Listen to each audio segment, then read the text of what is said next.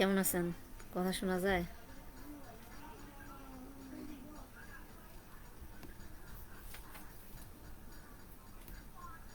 কথা কি শোনা যাচ্ছে? আচ্ছা, স্ক্রিন দেখা যায়?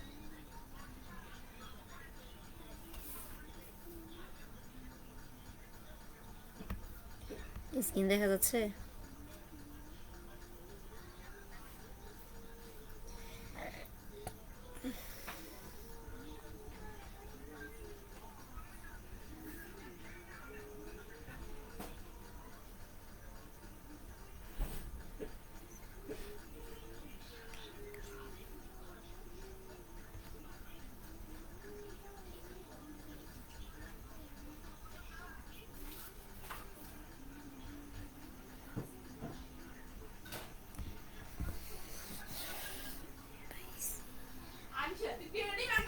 আচ্ছা,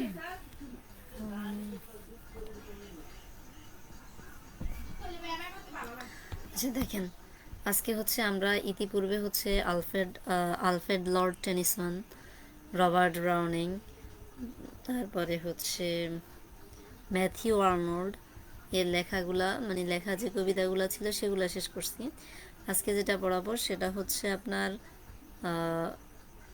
জিরার্ড ম্যানলে হপকিন্সের যে সিলেক্টেড পোয়েমগুলো আছে সেগুলা নিয়ে আলোচনা করব। জিরার্ড ম্যানলে হপকিন্স স্কলারি গিবস না। আচ্ছা, দেখেন, স্পষ্ট দেখা যায়।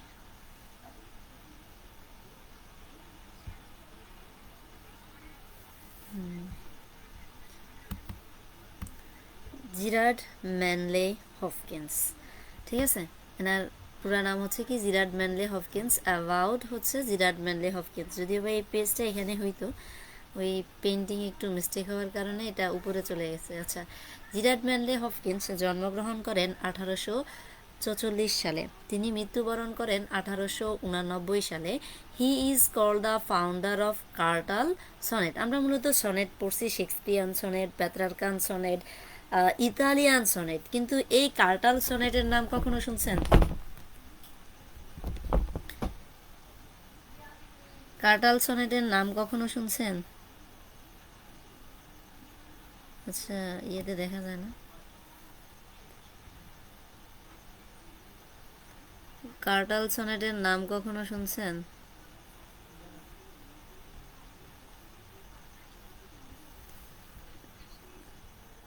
সেটা দেখছি, এখন একটু ঠিক করতে আসছে তারা।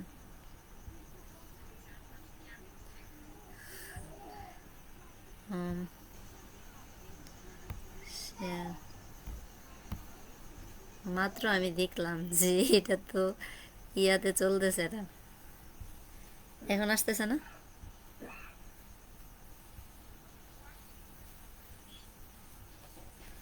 হ্যাঁ হ্যাঁ, আমি হচ্ছে পিডিএফটা আপনাদের যেখানে দিছি ওইখান থেকে নিব, তো ওই কারণে এখানে আসছে। দাঁড়ান 1 মিনিট।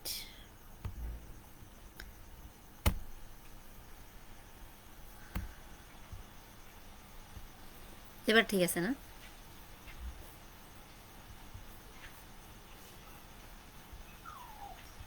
আচ্ছা,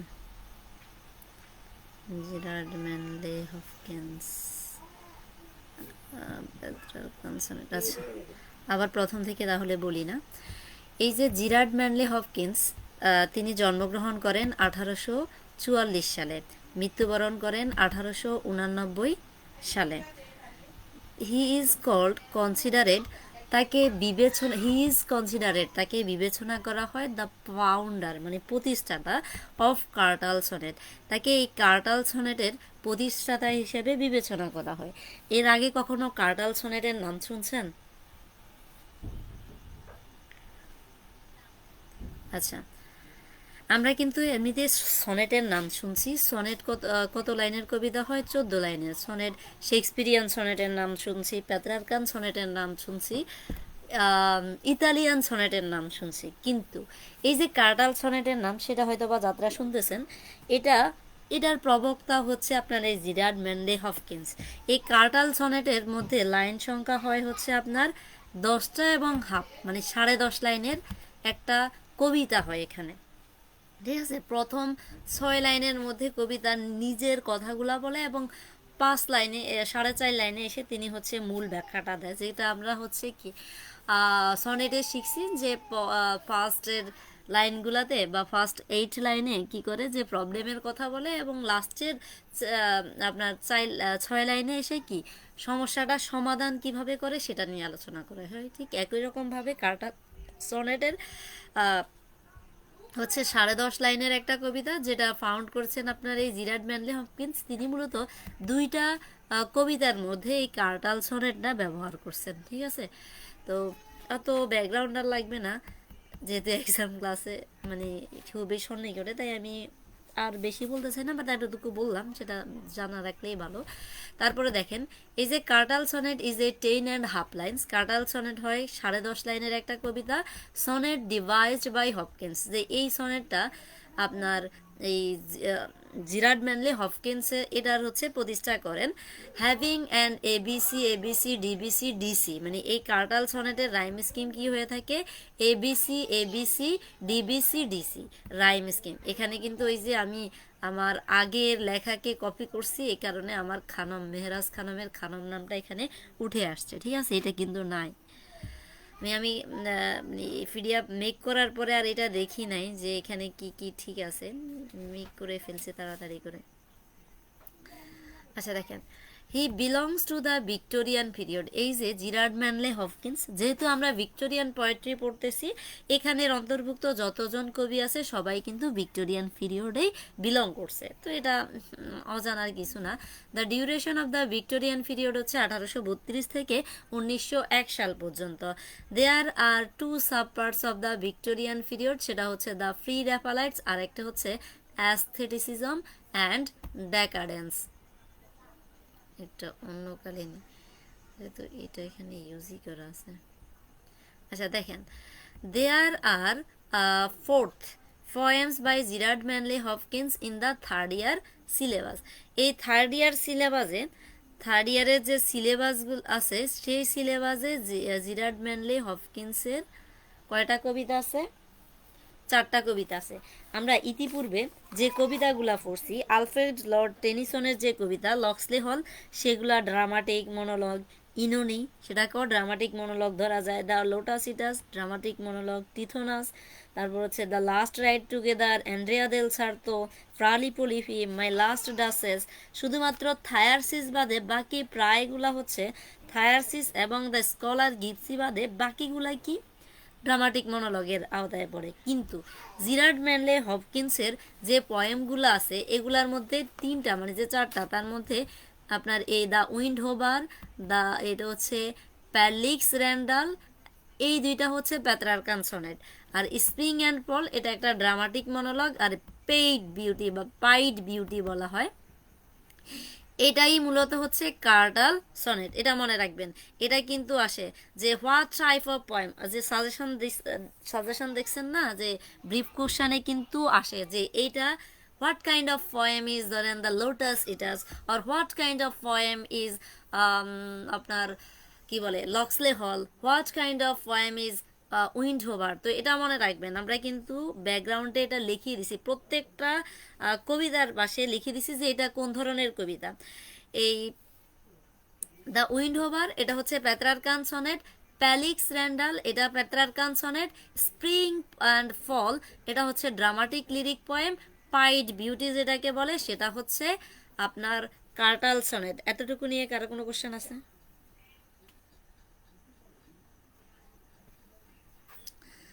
তারপরে দেখেন, আচ্ছা আমি এই দ্য উইন্ড হোভারের আচ্ছা সংক্ষেপে না বলি, আলোচনা করতে করতেই বলে ফেলি, তাহলে সমস্যা হবে না, লেট হবে না। এই যে এটার অথর মানে কি, যে লেখক হচ্ছে জিরার্ড ম্যানলে হপকিন্স। এটা লেখা হয় 1877 সালে এবং পাবলিশড হয় 1918 সালে। একটা জিনিস খেয়াল করেন, যে এই যে জিরার্ড ম্যানলে হপকিন্স তিনি কিন্তু মারা যান কত সালে, 1889 সালে, কিন্তু তার এই লেখাটা পাবলিশড হয় কত সালে, 1918 সালে। তাই এটাকে বলা হয় আপনার পস্থিউমাস পোয়েম, কারণ তা একজন রাইটারের মৃত্যুর পরে যখন তার লেখাগুলা পাবলিশড হয় তখন ওই লেখাগুলাকে বলা হয় পস্থিউমাস রাইটিং। আবার যদি বলা হয় যে কোনো সন্তান তার পিতার মৃত্যুর পরে জন্মগ্রহণ করছে তখন তাকে বলা হয় পস্থিউমাস সন, ঠিক আছে, বা ডটারও বলা হয়। জনরা হচ্ছে পেত্রার্কান সনেট। এই কবিতাটা কি পেত্রার্কান সনেটে লেখা একটা কবিতা। তারপরে দেখেন এখানে লিখছি কি যে পেত্রার্কান সনেট কাকে বলে, এটা কিন্তু আসে ব্রিফ কোশ্চেনে অনেক সময় আসে, what is Petrarchan sonnet.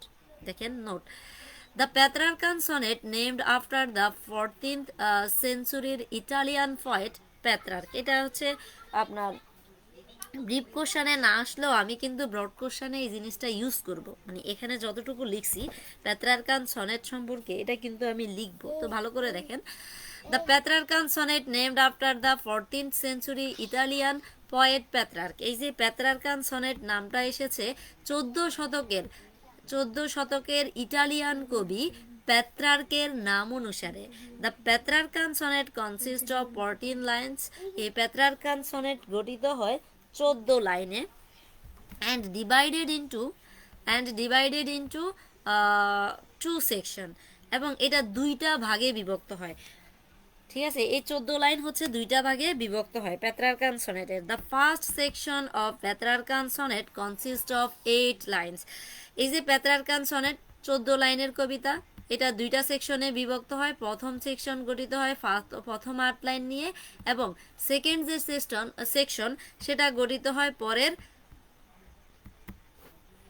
6 line নিয়ে। এখানে এটাই বলছি। আর আমরা যেটাকে বলি কি অক্টেভ মানে হচ্ছে 8। আর and the second section Petrarchan sonnet consists of 6 lines. It is called sistade. এই 6 রে কি বলা হয়? sistade বলা হয়। The rhyme scheme of the Petrarchan sonnet is ABBA ABBA CD CD CD, অথবা এই CD CD না হয়ে কি হয় CDE CDE। এতটুকু নিয়ে কোনো কোশ্চেন আছে?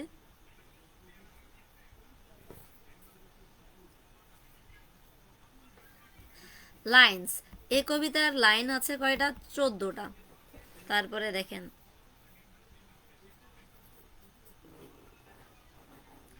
স্টানজা, এই কবিতার স্টানজা কি? The poem is divided into 2 sections, যেহেতু এটা একটা Petrarchan sonnet. The first section consist of 8 lines, মানে এখানে ফার্স্ট 8 লাইন লিখতে পারেন, which is called an octave, যেটাকে বলা হয় octave. The second section consist of 6 lines বা last 6 lines, which is called, যেটাকে কি বলা হয় সিস্টেড বলা হয়। রাইম স্কিম, এই কবিতার rhyme scheme, the rhyme scheme of the poem is ABBA ABBA CD CD CD। Metre কি? Iambic pentameter. আয়াম্বিক পেন্টামিটার সম্পর্কে আমি আগে অনেক ক্লাসে অনেকবার ব্যাখ্যা দিছি, তো এখানে আর বলার কিছু আছে বলে মনে হয় না। তারপরে দেখেন ফিগার অফ স্পিচ, এখানে কি কি ফিগার অনেকগুলা ব্যবহার করছেন, বাট আমি তাড়াতাড়ি করতে গিয়ে হয়তো বা 2-3টা লিখছি, বাট আপনি পড়লে আরও অনেকটা খুঁজে পাবেন। এখানে কি ব্যবহার করছে? কয়জোড়া ব্যবহার করছে, অ্যানজামমেন্ট ব্যবহার করছে, অ্যালিটারেশন ব্যবহার করছে। এগুলা তো কালকের ক্লাসে বললাম যে কয়জোড়া কাকে বলে, অ্যানজামমেন্ট কাকে বলে, এবং অ্যালিটারেশন কাকে বলে। এটা নিয়ে কোনো কোশ্চেন আছে?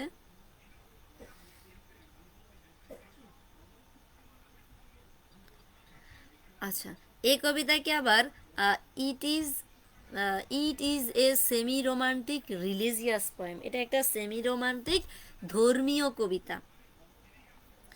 তারপরে দেখেন ব্যাকগ্রাউন্ড অফ দ্য পোয়েম, এই কবিতার ব্যাকগ্রাউন্ড। হফকিন্স এক সময় এসটি বেইনায়াস, এটার নাম মনে রাখবেন, নামের গির্জায় পাদ্রী হিসাবে যোগদান করেন। পাদ্রী মানে তো বুঝেন যে পুরোহিত যাকে বলে, ওই হিসাবে যোগ দেন। তখন এই 30শে মে 1877 সালে এই দ্য উইন্ডহোভার সনেট রচনা করেন তিনি যখন এই এসটি বেইনাসে একজন হচ্ছে পাদ্রী হিসাবে বা হচ্ছে আপনার পুরোহিত হিসাবে মানে কি বলে যোগদান করেন, তখন তিনি 30শে মে 1877 সালে এই দ্য উইন্ডহোভার এই কবিতাটি রচনা করেন। কবিতাটি হপকিন্সের আত্মশুদ্ধিমূলক প্রার্থনা সঙ্গীত।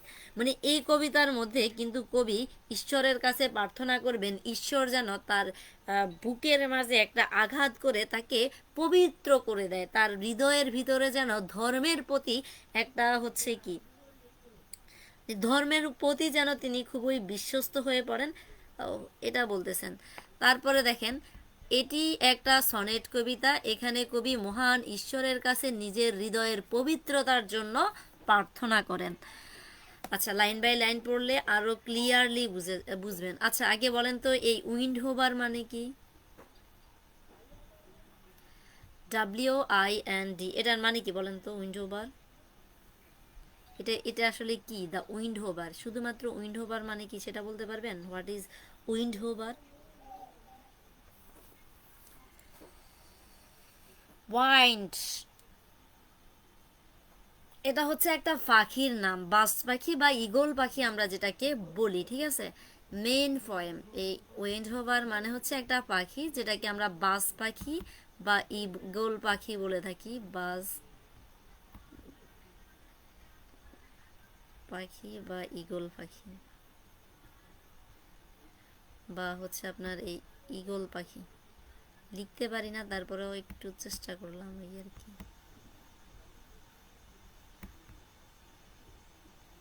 আচ্ছা থাক, ঈগল পাখি। তারপরে দেখেন, এই যে দুইটা সেকশনে বিভক্ত, ফার্স্ট সেকশনে তিনি কিন্তু ঈশ্বরের সৃষ্টি একটা পাখি যেটা কি বাজ পাখি বা ঈগল পাখি, ওইটাকে ওইটার প্রশংসা করছেন। আমি সংক্ষেপে বলি, তারপরে হচ্ছে লাইন বাই লাইন আলোচনা করে দিব।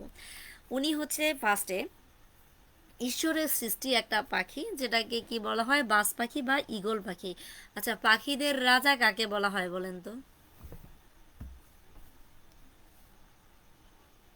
হ্যাঁ, তো এই যে ঈগল পাখি, ঈগল পাখির যে সে একজন রাজার মতো বা রাজপুত্রের মতো, ঠিক আছে, যেরকম ভাবে আকাশে, মানে তিনি রাজপুত্রর সাথে তুলনা করছেন, ঠিক আছে, যে একজন রাজপুত্র যেভাবে থাকেন ঠিক একই রকম ভাবে এই পাখিটা তার নিজস্ব, মানে আকাশে ধরেন দুনিয়াতে আমাদের জন্য সেটা, কিন্তু আকাশের মধ্যে সেটা যে পাখিরা উড়ে বেড়ায় সেটা কিন্তু পাখিদের রাজত্ব। তো বলতেছেন ঠিক একজন রাজা বা কি বলে রাজার পুত্র যেরকম দুনিয়ার মধ্যে বিক্রমের মতো চলে, ঠিক একই রকমভাবে এই পাখিটা কিন্তু আকাশের মধ্যে চলাফেরা করে। তিনি মূলত, আচ্ছা লাইন বাই লাইন বললে মানে কি কি বলছে সব বুঝতে পারবেন। তিনি মূলত এই বাজ পাখিটার প্রশংসা করছেন।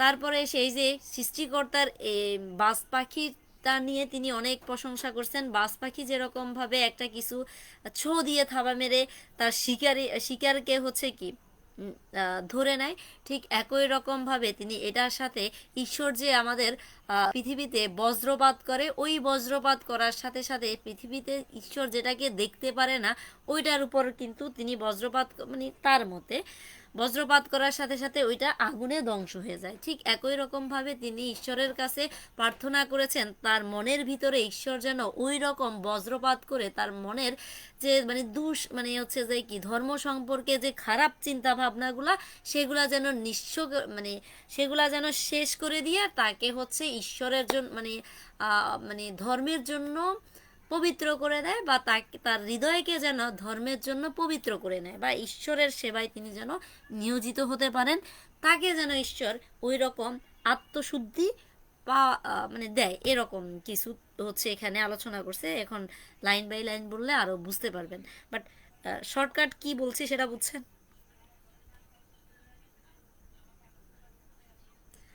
ইনি বলছেন যে আই কচ this morning mornings minion king, আজ সকালে আমি দেখেছি ভোরের প্রিয় পাত্রকে। প্রিয় পাত্র মানে কি? যে এই কিং মানে কি? রাজা। যে আজ সকালে আমি রাজার যে প্রিয় প্রিয় সন্তান, হ্যাঁ রাজার, মূলত তার মতে রাজার ছোট সন্তান, জ্যৈষ্ঠ মানে কি বলেন তো? জ্যৈষ্ঠ বলতে কি বোঝায় বলেন? জ্যৈষ্ঠ পুত্র বলেন তো?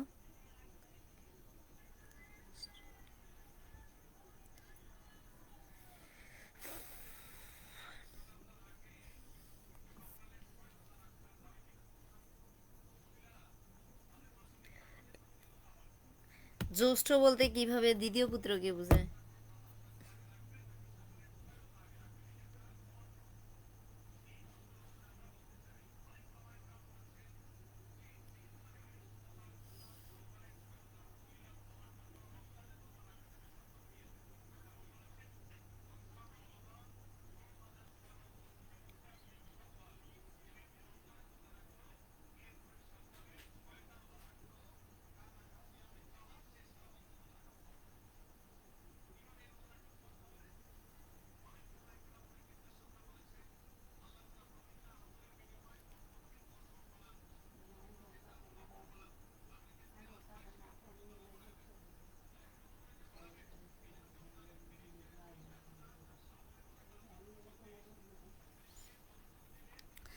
আচ্ছা, এই জ্যৈষ্ঠ মানে হচ্ছে বড়, ঠিক আছে? তো জ্যৈষ্ঠ পুত্র বলতেছে আজ সকালে আমি দেখেছি বোরের প্রিয় পাত্রকে, মানে এই যে রাজার তার প্রিয় যে সন্তান তাকে দেখেছে। বলেছে যে আমি আজ সকালে আমি রাজার প্রিয় সন্তানকে দেখেছি। Dome of Darling Duffian Duffel down drown falcon in his riding. দিবালোকের রাজ্যে জ্যৈষ্ঠ পুত্রকে জোড়াকাটা বাজ ক্ষিপ্রমান নিচের দিকে।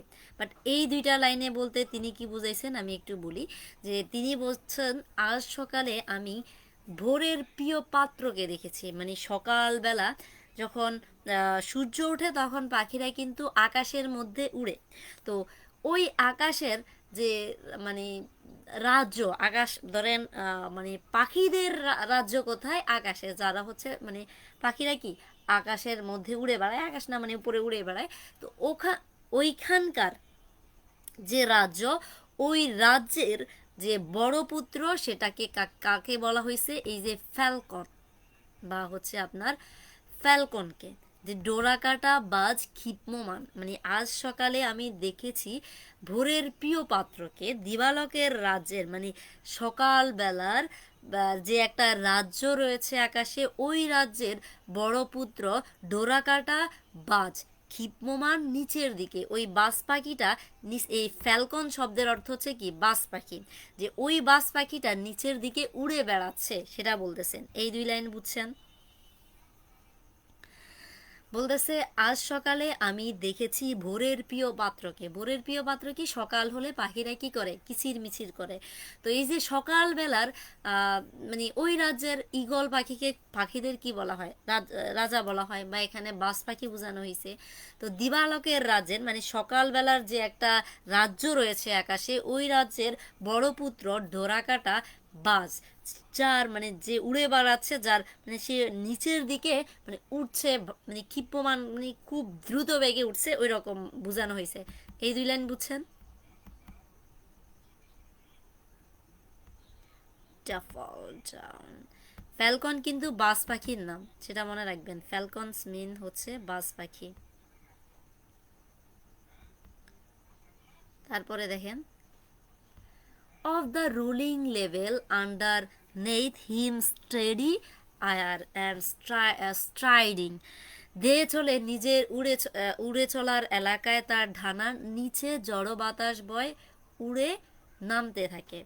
বলতেছে of rolling level underneath him study war and steady air and striding. এই যে পাখিটা, যে ঈগল পাখি বা বাজ পাখি, যে সে কি ডানা জাপটায় যে চলতেছে, তার এই ডানার জাপটানোর কারণে কিন্তু তার ডানার নিচে কিছু বাতাস বয়। এটাই বলতেছে যে দেশ হলে নিচে উড়ে চলার এলাকায় তার ডানার নিচে ঝড়ো বাতাস বয়, উড়ে নামতে থাকে, মানে সে উপর থেকে নিচে নামতে থাকে।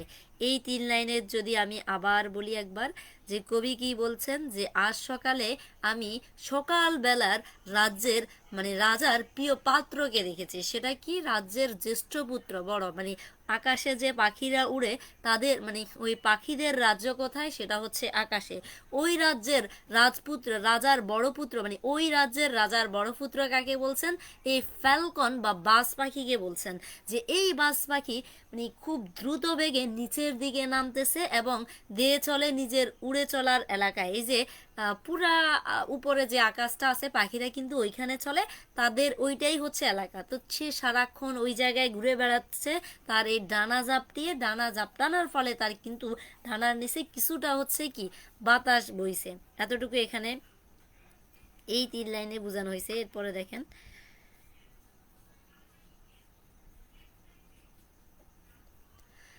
বলতেছে hi there how he rang upon the rein of the wimpling wing. যখন অনেক উঁচু থেকে চমৎকারভাবে তখন ভাসমান ডানায় নিজেকে করে নিয়ন্ত্রণ। এই যে যখন সে উঁচু থেকে নিচে নামতেছে তখন সে তাকে কিন্তু নিয়ন্ত্রণ করতেছে আস্তে আস্তে নিচে নামানোর জন্য, ঠিক আছে।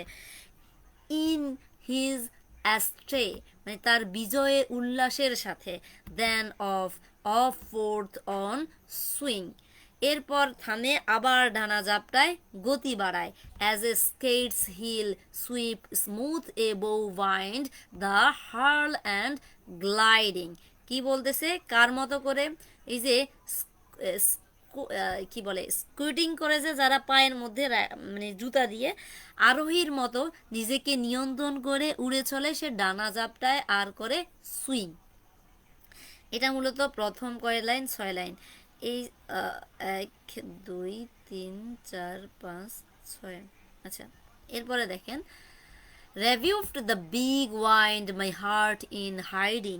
কৌশলে শক্তিশালী বাতাসকে করে প্রতিহত আমার হৃদয় তখন অবচেতনভাবে staying for a word the achieve of the mastery of the thing. নাড়া দিয়ে উঠে প্রকৃতির শক্তির বাতাসের উপর তার নিয়ন্ত্রণের ও দখল দেখে। আচ্ছা আমি যদি এই যে লাইন বাই লাইন শুধু বাংলাটা বলি, যে কি বলতেছেন যে আজ সকালে আমি এই যে আকাশের যে আকাশ নামের একটা রাজ্য রয়েছে মানে পাখিদের রাজ্য, ওই রাজ্যের রাজার প্রিয় পাত্র কে রাজার বড় যে সন্তান জ্যেষ্ঠ সন্তান তাকে দেখেছি ডোরাকাটা বাজ পাখিকে বলছে। এই যে ডোরাকাটা বাজ পাখি সেটাই হচ্ছে রাজার প্রিয় সন্তান, রাজ্যে মানে দিবালকের মানে দিনের, ঠিক আছে, বা সকালবেলার আপনার হচ্ছে রাজ্যের মানে সকালবেলার রাজ্যের বড় সন্তানকে। ডোরাকাটা ক্ষিপ্যমান নিচের দিকে, এই যে ডোরাকাটা মানে এই বাজ পাখির উপর মানে একটু হচ্ছে ডোরাকাটা থাকে, বলতেছে ওই ডোরাকাটা বাজ সে কি করতেছে নিচের দিকে দে নেমে আসতেছে। তার এই যে দে চলে মানে সে মানে উড়ে বেড়াচ্ছে কার তার নিজের এলাকায়। সে একবার উপরে উঠছে আবার কি নিচে নামতেছে, চমৎকারভাবে সে এই দিক ওই দিক ভাসমান মানে ডানা ঝাপটিয়ে সে উঠতেছে। তারপর বলতেছে সে এই যে উড়ার মাধ্যমে নিজের বিজয় উল্লাস করতেছে, সে বিজয় লাভ করতেছে সেটা উল্লাস করতেছে। তারপর বলতেছে এরপর এই পাখিটা একবার থামে আবার সে ডানা ঝাপটায় আবার সে উড়ে বেড়ায়। সে নিজেকে এই যে খুব দ্রুত বেগে উঠতেছে, তারপরে দ্রুত বেগে উড়ার সাথে সাথে একজন স্কুটার মানে স্কুটার না কি বলে স্কুটিং, হ্যাঁ স্কুটিং করে যারা যাদের জুতা পায়ের মধ্যে আছে ওরা যেভাবে স্কুটিং করার সময় তাদেরকে নিয়ন্ত্রণ করে ঠিক একই রকমভাবে এই বাজ পাখি মানে খুব দ্রুত বেগে দৌড়ানোর সময় মাঝে মধ্যে নিজেকে নিয়ন্ত্রণ করে। তারপরে কি বলতেছে বলতেছে কৌশলে কৌশলে শক্তিশালী বাতাসকে করে সে মানে এই যে বাতাস বয় ওইটাকে সে প্রতিহত করে। তার তখন মানে এই যে সে মানে আকাশের মধ্যে বাতাস বয়ার কারণে ওটাকে যে প্রতিহত করে এটা লেখকের মনে অনেক আনন্দ বা অবচেতন হিসাবে দেখায়। প্রকৃতির শক্তিকে বাতাসের উপর তার নিয়ন্ত্রণ ও দখল দেখে এই যে প্রাকৃতিক মানে একটা শক্তি বাতাস এটাকে কে এই বাজ পাখিটা নিয়ন্ত্রণ করা দেখে কবির মনে মানে খুব আনন্দ উল্লাস হয়। এই ফার্স্ট স্ট্যান্জা নিয়ে কোনো কোশ্চেন আছে কিনা সেটা বলেন। এরপরে এখানে এটা সামারি যে প্রথমে কবি মহান সৃষ্টিকর্তার সৃষ্টির প্রশংসা করছেন এই বাজ পাখির। তিনি প্রশংসা করেছেন বাজ পাখির উড়ে চলাকে, তাকে তিনি নিজের রাজ্যের মানে এই যে বা অর্থাৎ আকাশে উড়ে চলার রাজ্যের রাজপুত্র বলে আখ্যায়িত করেছেন। কারণ রাজপুত্র যেমন বিক্রমের সাথে মানে খুব শক্তিশালী অশ্বারোহণ করেন, সামনের দিকে প্রতাপের সাথে এগিয়ে চলেন, বাজ পাখিও তেমন করে প্রতাপের সাথে এগিয়ে চলেছে। কখনো জানা জাপটায় গতি বাড়ায়, কখনো ছো মেরে উড়ে চলে। এই আত্মনিয়ন্ত্রণকে মানে এই যে পাখিটা তাকে নিয়ন্ত্রণ করতে পারতেছে, এই আত্মনিয়ন্ত্রণকে কবি স্কুটিংকারীর আত্মনিয়ন্ত্রণের সাথে তুলনা করছেন। ফার্স্ট স্টাঞ্জা নিয়ে কারো কোনো কোশ্চেন থাকলে করতে পারেন।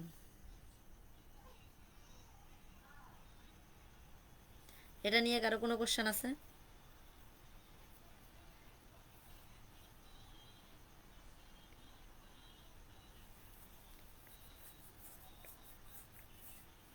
এটা নিয়ে কারো কোনো কোশ্চেন আছে কিনা ফার্স্ট স্টাঞ্জা নিয়ে?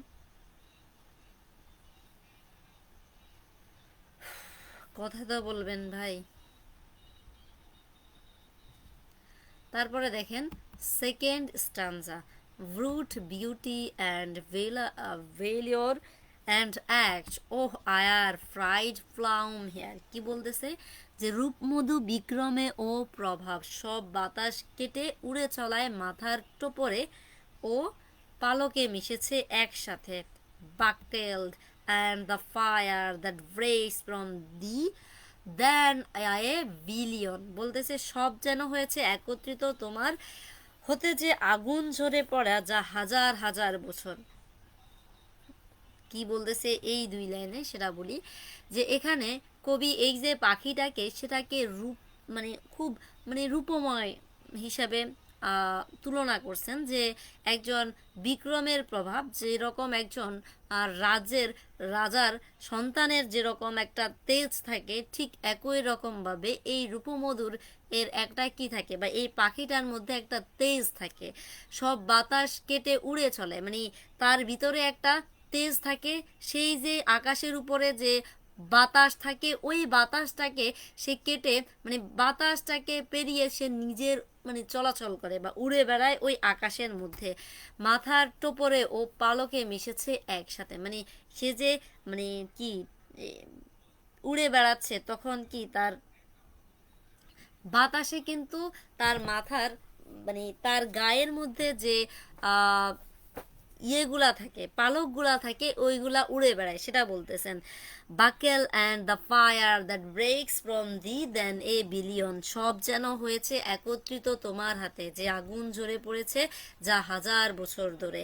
টাইম স্টোল লাভার মোর ডেঞ্জারেস ও মাই সিভেইলিয়ার। বলতেছে সতেজ থাকো হে আগুনের বেগ, আরো ভয়ানকের থেকে ও আমার অশ্বরোহী সৈনিক। এই বাজ পাখিকে তিনি এই কার সাথে তুলনা করছেন? অশ্বরোহী সৈনিকের সাথে তুলনা করছেন। অশ্বরোহী সৈনিক মানে কি? যারা এই ঘোড়ায় চড়ে যুদ্ধে যায় তাদেরকে কি বলা হয়? অশ্বরোহী সৈনিক। নো ওয়ান্ডার অফ ইট, এতে বিস্মিত হবার কিছু নেই। No wonder of it, sheer plod makes plough down sillion, তোমার বজ্র মাটিতে গভীর ক্ষত তৈরি করে। এই যে পাখিটা সে নিজেকে নিয়ন্ত্রণ করে, সে অশ্বরোহী সৈনিকের মতো করে উড়ে চলে, তার এটা দেখে মানে খুব বেশি বিস্মিত হওয়ার কিছু নেই। কারণ ঈশ্বর যে মানে ঈশ্বর যে হচ্ছে আপনার বজ্রাঘাত করেন পৃথিবীতে, সেটা কিন্তু আরো ভয়ানক হয়। এটা কে বলছেন? লেখক বলতেছেন। তারপরে বলতেছেন shine and blue black embers ah my dear, সৃষ্টি হয় তাতে অগ্নি পলঙ্কিত সব কিছু। এই যে এই পৃথিবীতে ঈশ্বর কি আপনার বজ্রপাত করে, এটার ফলে অনেক কাঠ পুড়ে যায় বা কয়লার মতো হয়ে যায়, সেটা বলতেছেন আমার প্রিয়। তারপরে বলতেছেন ফল gold themselves and gas gold bar million. বলতেছে তাই পতিত করো, তোমার বজ্রপাত নিক্ষেপ করো তা মর্ম হৃদয়ের গভীরে পবিত্র। মানে বলতেছেন ফল gold themselves and Gauss gold bar million, যে এই যে বজ্রপাত তুমি পৃথিবীতে করো এটা আমার মনের ভিতরে করে আমার মনের যে খারাপ দিকগুলা সেগুলাকে তুমি ফুঁড়ে ফেলো এবং আমাকে তোমার জন্য আত্মশুদ্ধি করো। কি বলতেছেন, কবির উদ্দেশ্য বা প্রার্থনা যোগ করেছেন এই শেষ লাইনে, 6 লাইনে। এখানে কবি বর্ণনা করেছেন যে বজ্রের রূপে বিক্রমপতা দেখে কবি মুগ্ধ হয়েছেন। তিনি বলেন যে সুন্দর বাসটির মাঝে মহান ঈশ্বরের 3টি গুণ একত্রে গেঁথে দিয়েছেন। এই বাজের ছোমারা যে প্রতাপ প্রকাশিত হয়ে থাকে হাজার হাজার গুণ বেশি প্রতাপ প্রকাশিত হয় মহান ঈশ্বরের বজ্রাঘাতের মাঝে। মহান ঈশ্বরের বজ্রাঘাতের চেয়ে বহুগুণ শক্তির সাথে ছো মেরে পৃথিবীতে বা ঈশ্বরের উদ্দেশিত স্থানে গিয়ে পতিত হয়। সে বজ্রের আঘাত সবাই পুড়ে ছাই হয়ে যায়। তাই কবি মহান ঈশ্বরের কাছে প্রার্থনা করেন যাতে মহান ঈশ্বর ঐশী বজ্র দ্বারা কবির হৃদয়ে আঘাত করে তা পুড়ে খাঁটি থেকে আরো খাঁটি করে দেয়। আচ্ছা, এই কবিতা বুঝছেন কিনা, বা এখানে কবি আসলে কি বুঝাইতে চাইছে, এতটুকু বুঝছেন কিনা সেটা বলেন।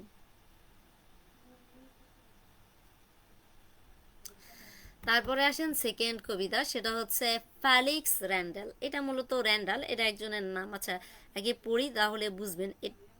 এই কবিতাটা মোটামুটি সুন্দর আছে, দেখেন। লেখা হয় 1880 সালে, পাবলিশড হয় 1918 সালে। এটাও হচ্ছে যে সনেট কবিতা, এটা হচ্ছে জানার রিলিজিয়াস পোয়েম। আবার এটাকে এলিজি বলা হয় কারণ এখানে এই যে জিরার্ড ম্যানলে হপকিন্স, তিনি এই যে ফেলিক্স র্যান্ডাল নামের একজন ব্যক্তির মৃত্যুতে শোকিত হয়ে বা শোক প্রকাশ করে এই কবিতাটা লিখছেন। পরবর্তীতে আসলে কাহিনীটা জানতে পারবেন। পোয়েট্রিক প্রম, এটা হচ্ছে পেত্রারকান সনেট। এই কবিতাতে লাইন রয়েছে হচ্ছে 14টা এবং কবিতার রাইম স্কিম হচ্ছে A B B A C C D C C D. Structure, the poem is divided into two sections. The first section consists of 8 lines, which is called octave. The second section consists of 6 lines, which is called sisted. তারপরে দেখেন কি বলতেছে যে place setting কি, যে এই কবিতার মধ্যে কোন জায়গার কথা উল্লেখ আছে। লাইকলি এ প্যারিশ, এখানে একটা প্যারিস জায়গার কথা উল্লেখ আছে। In the industrial north of England, যেটা হচ্ছে এই ইংল্যান্ডে অবস্থিত, ইংল্যান্ডের উত্তরে বা শিল্পের উত্তরে অবস্থিত, সেখানের কথা বলতেছেন। ব্যাকগ্রাউন্ড অফ দ্য পোয়েম, এটা পড়লেই কবিতার কাহিনী বুঝতে পারবেন যে এখানে আসলে কি বুঝাইছে। এই যে জিরার্ড ম্যানলে হপকিন্স, তিনি 1880 সালের জানুয়ারি মাসে লিভারপুলে যান। লিভারপুলে কেন যান সেটা আগে বলি।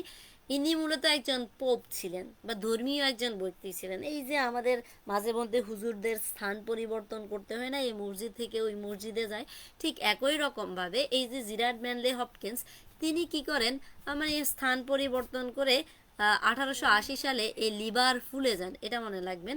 সেখানে তিনি 1 মাস জিসুইট চার্চ অফ এই এসটি এক্সেভায়ার নামের গির্জায় নিযুক্ত হন। এই গির্জাটার নাম মনে রাখবেন, জিসুইট চার্চ অফ এসটি এক্সেভিয়ার নামক গির্জায় নিযুক্ত হন। এই গির্জায় কাজ করার সময় তার পরিচয় হয় ফেলিক্সি র্যান্ডাল নামের একজন কর্মকার। মানে তিনি কি করতেন, কামার ছিলেন।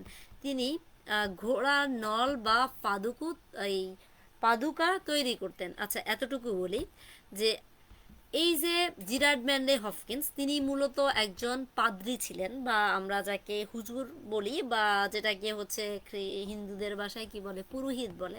তো এই যে আমাদের হুজুরদের এক সময় এই জায়গায় থাকে কয় মাস, অন্য জায়গায় থাকে গিয়ে কয় মাস মসজিদে, ঠিক একই রকমভাবে ইনি একজন ধর্মীয় ব্যক্তি। তো উনি হচ্ছে একবার এক এক জায়গায় গিয়ে থাকে, তো মানে মানে ধর্মালয় গিয়ে করে।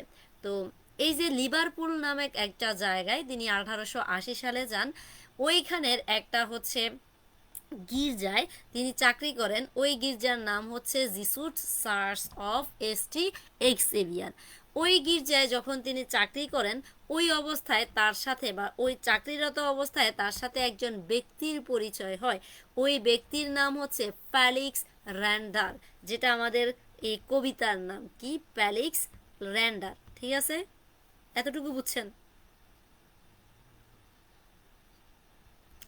এই ফেলিক্স র্যান্ডারের সাথে কবির পরিচয় হয়। এই যে ফেলিক্স র্যান্ডার, তিনি ছিলেন একজন কর্মকার, ঠিক আছে, বা কামার যাকে বলে। তিনি কি করতেন, এই ফেলিক্স র্যান্ডার মূলত ঘোড়া আছে না, ঘোড়ার পায়ের জন্য এই জুতা তৈরি করতেন, নল বা পাদুকা তৈরি করতেন ঘোড়ার পায়ের জন্য, ঠিক আছে।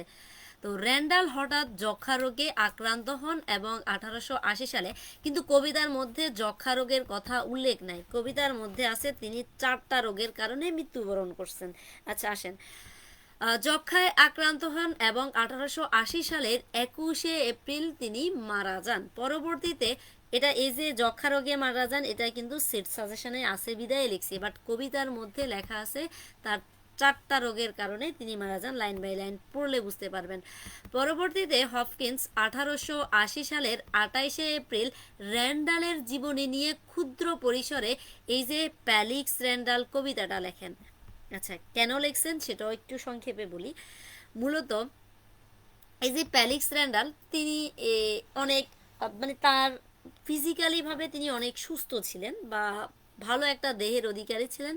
তার শরীরের ভিতরে 4টা রোগের দেখা দেয়, যে কারণে তিনি আস্তে আস্তে চিকন হতে থাকেন এবং বিভিন্ন আমরা কি করি না অনেক সময় ডাক্তারের পরে হুজুরদের কাছে যাই না, ঠিক একই রকম ভাবে এই প্যালিক্স র্যান্ডালের জন্য এই আপনার জিরার্ড ম্যানলে হপকিন্স ইনি তো একজন পাদ্রী ছিলেন, তার কাছে যাইতেন। আবার এই ফেলিক্স র্যান্ডাল আছে না, উনি হচ্ছে এই যে অসুস্থ হয়ে গেছেন এই কারণে তার ধর্মের প্রতি বিশ্বাস উঠে গিয়েছেন, তার মধ্যে কেন ঈশ্বর তাকে এরকম অভিশপ্ত জীবন দিয়েছেন, তার থেকে তিনি মৃত্যুবরণ করতেন সেটাই ভালো। তো এই যে জিরার্ড ম্যানলে হপকিন্স তখন তাকে এটা বুঝাচ্ছেন যে কেন তুমি মানে এটা চিন্তা করতেছো যে ঈশ্বর তোমাকে এটা দিছে, কেন ঈশ্বর হয়তো বা তোমার ভালোর জন্য এটা দিছে, তো এরকম বুঝাচ্ছেন যে জিরার্ড ম্যানলে হপকিন্স তখন মানে এই যে তিনি অসুস্থ হওয়ার কারণে তার মানে ইয়ে হচ্ছে না, তখন এই জিরার্ড ম্যানলে হপকিন্স তাকে কিন্তু এসব বুঝায় বা তাকে নিয়ে যায় মূলত এই তার চিকিৎসার জন্য। তারপরে তিনি বুঝান যে তুমি ধর্মের প্রতি বিশ্বস্ত থাকো, তুমি এসব কথা বলো না, ওইটা নিয়েই কবিতাটা লেখা। কবিতাটা রচনা করেন প্যালিক্স র্যান্ডাল। কবিতাটার বিষয় হলো এই কি অবিসম্বীয় মৃত্যুকে অঙ্কন করা ও অসুস্থ সময় অনুশোচনায় হৃদয়ের ভার মোচন করা, মানে ইনি অসুস্থ ছিলেন তারপরেও তিনি অসুস্থ থাকার কারণে তিনি ঈশ্বরকে দোষারোপ করতেছেন, তো এই কারণে কবি কি করছেন তাকে সান্ত্বনা দিছেন। আসেন এই ফার্স্ট সেকশন যেটা এই লাইনে লেখার কথা আমার উপরে চলে গেছে, সমস্যা নাই। দেখেন ফার্স্ট সেকশন বলতেছে মানে এখানে কিন্তু কবি কোনো এক ব্যক্তির কাছে শুনছেন এই প্যালিক্স র্যান্ডাল মারা গেছেন, তারপরে এসে তিনি এই কথাগুলো বলতেছেন। ফ্যারিক্স র্যান্ডাল দ্য ফ্যারিয়ার বলতেছেন ঘোড়ার নল প্রস্তুতকারক Felix Randal. O he he O is he dead then, ও তিনি কি মারা গেছেন। মাই ডিউটি অল ইন্ডেড, আমার দায়িত্ব শেষ হয়ে গেল। মূলত এই যে লেখকের দায়িত্ব কি ছিল, এই এনাকে গিয়ে ধর্মের সম্পর্কে বলা, যে তারপরে হচ্ছে না সুস্থতার জন্য মূলত তিনি একজন পাদ্রী হিসেবে গেছেন। তারপরে তিনি এটা বলতেছেন যে ঘোড়ার নল প্রস্তুতকারক বা ঘোড়ার পায়ে যে জুতা প্রস্তুতকারক প্যালেক্সি র্যান্ডাল তিনি কি মারা গেছেন, ওহ তিনি কি মারা গেছেন, আমার দায়িত্ব শেষ হয়ে গেল। Who have watched his mould of man, বলতেছে তার বৃহৎ শরীর কে দেখেছিল, বিগ বন্ড, হ্যাঁ এটা। তারপর অ্যান্ড হার্ডলি হ্যান্ডসাম, যে শরীরের ছিল সুগঠিত শক্তিশালী এবং সুদর্শন, মানে বলতেছেন এই যে প্যালিক্স র্যান্ডাল তিনি কিন্তু দেখতে খুব সুন্দর শরীরের ছিলেন, শক্তিশালী ছিলেন এবং তিনি দেখতে খুব হ্যান্ডসামও ছিলেন। তারপরে দেখেন ফিনিং ফিনিং ফিনিং, এই পিনিং মানে হচ্ছে চিকন হয়ে যাওয়া, ঠিক আছে, যে চিকন হয়ে যাওয়া। Pining pining till time when reason rambled in it and some, যে শরীর ধীরে ধীরে ক্ষয়ে যেতে থাকে, মানে কি তার শরীর আস্তে আস্তে এই আপনার চিকন হতে থাকে। When he Randall and some, তখনও তা অমনই ছিল যখন তার জ্ঞান প্রায় শেষ হয়েছিল, মানে তার কি মানে এই যে অসুস্থ হয়ে যাওয়ার কারণে সে কিন্তু ঈশ্বরের থেকে মানে তার জ্ঞানটা শেষ হয়ে মানে সে মানে ঈশ্বরকে দোষারোপ করতে থাকে, ওই রকম ভাবে বলতেছে যে তার জ্ঞান প্রায় শেষ হয়ে যাচ্ছিল। ফাটাল ফর ডিসঅর্ডস, মানে 4টা দুরারোগ্য রোগের কারণে, কয়টা বলছে যে 4টা রোগের কারণে। ফিস্ট দেয়ার অল কন্টেন্ট, বাসা বেঁধেছিল, যে শরীরের সব একত্রে আক্রমণ করে যে দেহ নিস্তেজ করে দিচ্ছিল, মানে এই 4টা রোগ তার শরীরে বাসা করে তার দেহটাকে নিস্তেজ করে দিচ্ছিল। তারপরে কি বলতেছে,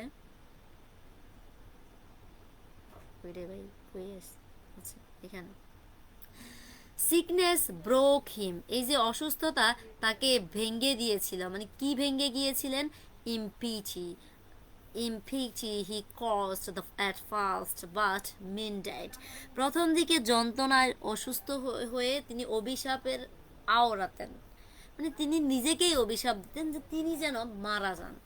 being anointed and all through a heavenlier heart began some, আমার থেকে উপদেশ প্রাপ্ত হয়ে ওই উপদেশ পুরোটাই তিনি গ্রহণ করেছিলেন, তার হৃদয়ের অধিকতর পরিশুদ্ধ হয়ে গেছিল। মানে এই যে তিনি অসুস্থ হয়ে, মানে তাকে তিনি অভিশাপ দিতেছেন যে আমি যেন মরে যাই, আমি যেন মরে যাই, কেন আমি বেঁচে আছি এরকম শরীর নিয়ে। তখন এই জিরার্ড ম্যানলে হপকিন্স তার কাছে যায় এবং তাকে বলে, এটা হয়তো বা ঈশ্বরের দেওয়া তোমার জন্য আশীর্বাদ হতে পারে, তুমি কেন এসব করো। তো এই যে জিরার্ড ম্যানলে হপকিন্স তাকে কি উপদেশ প্রদান করে যে ধর্মের প্রতি বিশ্বস্ত হও। তখন তিনি ধর্মের প্রতি বিশ্বস্ত হন, এটাই এখানে বলতেছেন। এরপরে দেখেন, months earlier since I had our sweet reprieved and ransom, বলতেছে মৃত্যুর কয়েক মাস আগে, কারণ তাকে আমি কিছু ঔষধ দিয়েছিলাম এবং পাপ থেকে প্রায়শ্চিত্ত করার জন্য অনুতপ্ত করেছিলাম। এই যে তিনি মারা যাওয়ার পূর্বে তার ঈশ্বরের প্রতি বিশ্বাস চলে গিয়েছিল, তখন এই আপনার জিরার্ড ম্যানলে হপকিন্স তাকে কি কিছু উপদেশ দিছে। তারপরে তার এই উপদেশটা কখন দিছে, এই যে এই কি বলে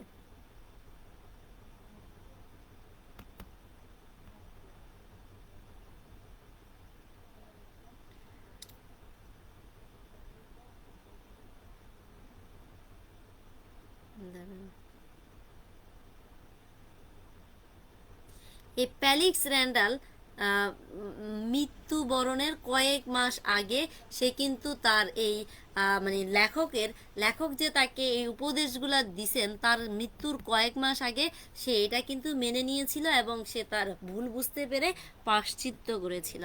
তারপরে বলতেছেন, tendered to him well God rest him all road ever he offended, বলতেছে ওইসবের সাথে মিশিয়ে দিয়েছিলাম অকৃত্রিম ভালোবাসার পরশ, আহা খুব ভালো মানুষ ছিলেন তিনি, তার কৃত সব অপরাধ যেন মাফ করেন মহান ঈশ্বর।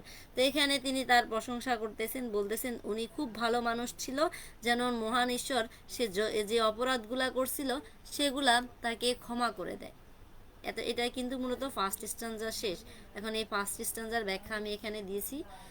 বলতেছে কবি কারো কাছ থেকে এই প্যালিক্স র্যান্ডালের মৃত্যুর সংবাদ পান।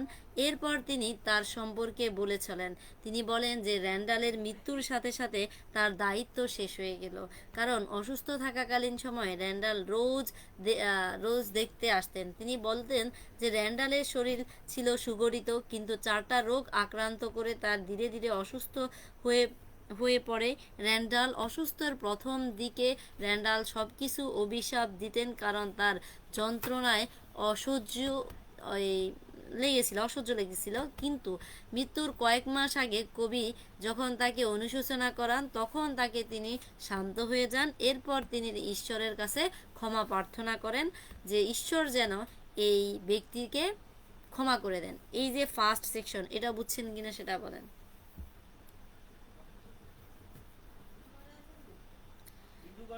এরপরে দেখেন সেকেন্ড সেকশন, এখানে কি বলতেছেন, this seeing the sick endears them to us to endears, বলতেছে আসলে আমরা যে সব অসুস্থ ব্যক্তিদের দেখতে আসি, তারা আমাদের নিকট প্রিয় হয়ে উঠে, তাদের নিকট আমরাও প্রিয় হয়ে উঠি। কি বলছে এখানে, এই যে জিরার্ড ম্যানলে হপকিন্স বা তিনি একজন পাদ্রী, হ্যাঁ, মানে পাদ্রী মানে কি, পুরোহিত। তো এই যে খ্রিস্টানদের ধর্ম অনুসারে অনেক সময় কি, এই যে ব্যক্তিরা, যে পাদ্রীরা থাকে, তারা কিন্তু অসুস্থ ব্যক্তিদের সুস্থ করতে যায়। তো বলতেছেন এইখানে তারা ওই মন্দিরে যারা আছেন বা যারা না, বা যারাই হচ্ছে এই যে মানে এই অসুস্থ ব্যক্তিদের সুস্থ করতে আসেন, হ্যাঁ, এই পাদ্রীদের মধ্যে তো ব্যক্তিদের কি সুস্থ করে আসেন। আর মানে যখন সুস্থ করতে আসেন তখন ওই ব্যক্তির, অসুস্থ ব্যক্তিটারই তারা মানে ওই ব্যক্তির মায়ায় তারা কি পড়ে যান, এটা বলতেছেন। যে যখন আমরা এই অসুস্থ ব্যক্তিদের সুস্থ করতে আসি তখন আমরা তাদের মায়ায় পড়ে যাই। মাই টাং হ্যাড চট দি কম্পোড টাচ অ্যান্ড কুইনসেড দাই টিয়ার্স। আহা, আমার সান্ত্বনা বাণী আপনার হৃদয়ে প্রশান্তি এনেছিল, আপনার অশ্রু থেমে গিয়েছিল আমার স্পর্শে। কি বলতেছে, ওই যে ওই ব্যক্তিটা, এটাকে যে টাং মানে কি, যে এখানে টাং মানে বুঝাইছে যে কবি তাকে যে উপদেশগুলা দিছে, ঠিক আছে, ওই কারণে তার হৃদয়ের মধ্যে ধর্ম নিয়ে কি মানে তিনি যে এই যে ধর্মকে গালিগালাজ করতেন, তো এটা কিন্তু তার হৃদয়ে কি প্রশান্তি এনে দেয়। মানে কবি যখন তাকে বুঝায় যে না এসব বলো না তুমি, মানে ঈশ্বর তোমাকে এটা ভালোর জন্য দিয়েছেন, তখন তার হৃদয়ের মধ্যে এই যে গির্জার যে পাদ্রী বা জিরার্ড ম্যানলি হপকিন্সের কথা শুনে প্যালিক্স র্যান্ডালের কাছে ভালো লাগে, সে কিন্তু থেমে গিয়েছিল, বা তার স্পর্শের কারণে এই মানে জিরার্ড ম্যানলে হপকিন্সের স্পর্শের কারণে আপনার প্যালিক্স র্যান্ডালের ভালো লাগছিল, তাই সে ধর্মের প্রতি বিশ্বস্ত হয়ে ওঠে। প্রথম দিকে যদিও বা অসুস্থের কারণে সে হচ্ছে গালাগাল করছিল। তারপরে বলেন, দাই তোমার, দাই মানে কি, তোমার tears that touches my heart child Felix, poor Felix Randal. বলতেছে আমার হৃদয়কে ছুঁয়ে যায় সেই অশ্রু, আহ আমার সন্তান ফেলিক্স, অসহায় ফেলিক্স র্যান্ডাল। বলতেছে এই যে ফেলিক্স যে কান্না করছিল, ওই কান্না মানে যে তার কাছে কান্না করছিল, ওইটা এই জিরার্ড ম্যানলি হপকিন্সের হৃদয় অনেক ভালো, মানে তার হৃদয়ের মধ্যে অনেক কি তার জন্য অনেক করুণা হয়। তারপরে বলতেছেন তিনি এই যে প্যালিক্সকে তার সন্তান হিসেবে বলতেছেন যে আমার সন্তান প্যালিক্স। তারপর হচ্ছে গরিব প্যালিক্স, হ্যাঁ, অসহায় প্যালিক্স, গরিব প্যালিক্স বলতেছে অসহায় ফ্যালিক্স। তারপরে বলতেছেন কি, how far from then for thought of all thy more, এটা হচ্ছে ভয়েস টিয়ার্স ইয়ার্স। বলতেছে ভবিষ্যতের সব চিন্তা থেকে আপনি কতই না দূরে চলেছেন সেই যৌবনের সময়, ঠিক আছে। when thou at the random grim frog powerful amidst fears। বলতেছে যখন প্রচণ্ড শক্তিতে আপনি টানা কাজ করতেন, সবার থেকেও শক্তিশালী ছিলেন। এই যে এখানে তার মানে সে যে বৃদ্ধ ছিল সেটা কিন্তু মনে হইতো না, কারণ সে যে কাজগুলা করতো সেগুলা যৌবন বয়সের কাজের মতো করে করতাম। বলতেছেন যখন প্রচণ্ড শক্তিতে এই ইয়েকে কাজ করতেন, সবার থেকেও তিনি শক্তিশালী ছিলেন, মানে এই Felix Randal. Didst fettle for great grey dray horse his bright and battering sand, কি বলতেছেন, স্যান্ডেল। বলতেছে যে মালবাহী ঘোড়ার জন্য উজ্জ্বল ও সংকুলিক সৃষ্টিকর্তার পাদুকা তৈরি করতেন আপনি, মানে আপনি মূলত এই যে মাল বহন করে, মানে যারা যে পশুগুলা বা ঘোড়াগুলা মাল বহন করে নিয়ে যেত, হ্যাঁ, ওই ঘোড়ার যে পায়ের যে জুতা সেগুলা কে বানাইতো, এই প্যালিক্স র্যান্ডাল বানাইতো। এটার সারসংক্ষেপ যদি বলি, যে প্রথমে কবি কারো একজন কাছ থেকে এই ফেলিক্সের কি মৃত্যুর কথা শুনেন। তারপর তিনি বলেন ও এই ঘোড়ার পায়ের জুতা প্রস্তুতকারক ফেলিক্স র্যান্ডাল কি মারা গেছেন, তাহলে আমার কাজ শেষ। কি কাজ শেষ? কারণ লেখক গিয়ে তাকে কি ধর্মীয় বাণী শোনাইতো। তারপরে বলতেছেন তার এই যে মূলত ওই প্যালিক্স র্যান্ডাল কিন্তু অনেক শক্তিশালী ছিল, তাই সেটা বলতেছেন তার বৃহৎ শরীর দেখতে কি সুন্দর, তার শরীর সুগঠিত, শক্তিশালী এবং সুদর্শন। তার ভিতরে 4টা রোগের কারণে তিনি মূলত একেবারে চিকন হয়ে গেছেন, প্রচণ্ড অসুস্থতার কারণে তিনি ভেঙে পড়ে ঈশ্বরকে কি মানে সবাইকে অভিশাপ দিতে শুরু করেন। তখন এই যে লেখক তার কাছে গিয়ে তাকে যখন ধর্ম সম্পর্কে বাণী দেয়, তখন তিনি কিন্তু এগুলা বুঝতে পারেন এবং পরবর্তীতে ঈশ্বরের কাছে কি মাপ চান তার মৃত্যুর কয়েক মাস পূর্বে। তারপরে এই তিনি হচ্ছে ঈশ্বরের কাছে এই প্যালিক্স র্যান্ডালের মাপ জন্য এই কি ক্ষমা চান। তারপরে তিনি আবার বলেন যে আসলে আমার নিকট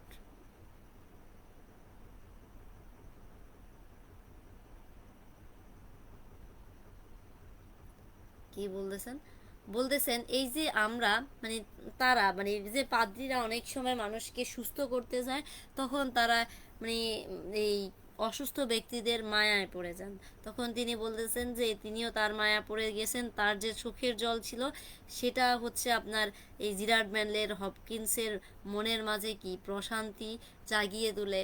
তারপরে বলতেছেন যে আহা আমার সান্ত্বনা বাণী আপনার হৃদয়ে প্রশান্তি এনেছিল, আপনার অশ্রু। তারপরে কি বলতেছেন যে তিনি তাকে তার সন্তানের সাথে তুলনা করছেন।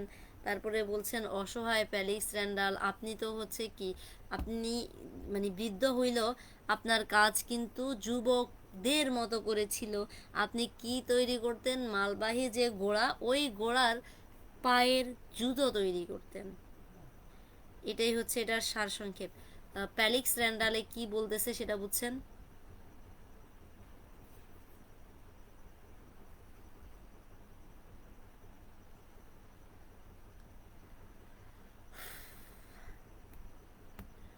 পাইড বিউটি, এটাও মূলত একটা ধর্মীয় কবিতা, কার্টাল সনেট। তারপরে দেখেন কবি কি বলতেছে যে এই কবিতাটা লেখা হয় 1877 সালে, পাবলিশড হয় 1988 সালে। মূলত জিরার্ড ম্যানলে হপকিন্সের যতগুলা কবিতা আছে সবগুলাই 1918 সালে প্রকাশিত হয়। এটা যে সেটা হচ্ছে এটা কি কার্টাল সনেট। একটু আগে বললাম যে কার্টাল সনেটগুলা কি।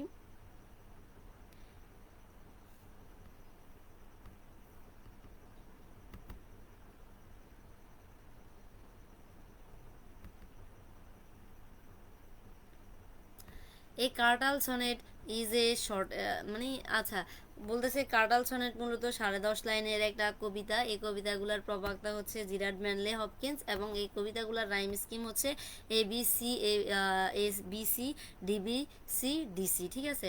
আর এই কবিতার ঝর্ণা হচ্ছে এটা একটা সনেট কবিতা। এই কবিতাতে টোটাল লাইন যেহেতু কার্টাল সনেটের লাইনে হচ্ছে 10.5টা, তাহলে 10.5টা মানে 10 এবং হাফ লাইন। তারপরে এই কবিতার রাইম স্কিম হচ্ছে এবিসি ডিবিসি ডিসি, ঠিক আছে।